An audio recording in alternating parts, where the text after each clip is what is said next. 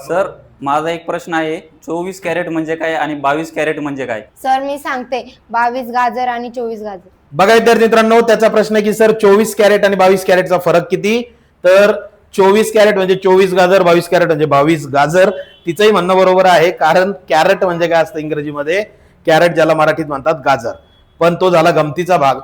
24 crate आणि 22 crate हे जे आहे सोन्याची शुद्धता. सोन्याची शुद्धता कशी मोजतात? जर जे सोनं पूर्णपणे शुद्ध असतं त्याला 24 कॅरेट म्हणतात. याचा अर्थ काय असतो सर? तर बघा, 24 कॅरेट म्हणजे काय?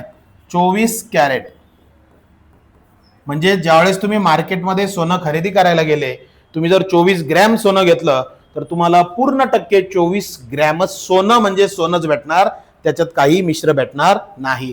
हॉलमार्क नावाचा एक घटक आलेला आहे, तर 24 कॅरेट वरती लिहिलेलं असतं 999. काय लिहिलं असतं? 999.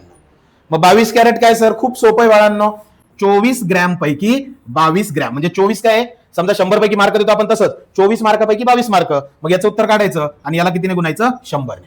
मग किती येणार उत्तर बघा, की आता 4 ने भाग दिला, 4 सक 24, 4 25 100, 22 आणि 25 चा गुणाकार करा, 25 2 50 शून्य, डोक्यावरती 5, 25 2 50 आणि 5 55, 550 भागिले 6.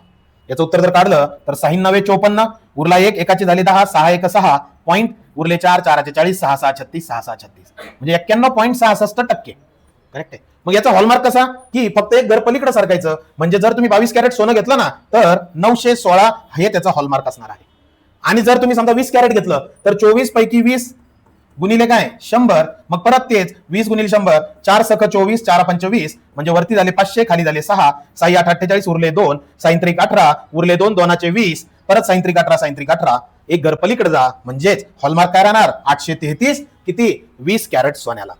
तुम्हाला काय करायचं आता, की जर 18 कॅरेट तुम्ही सोनं घेतलं तर 18 कॅरेटला कोणता हॉलमार्क असेल याचं उत्तर काय करायचं?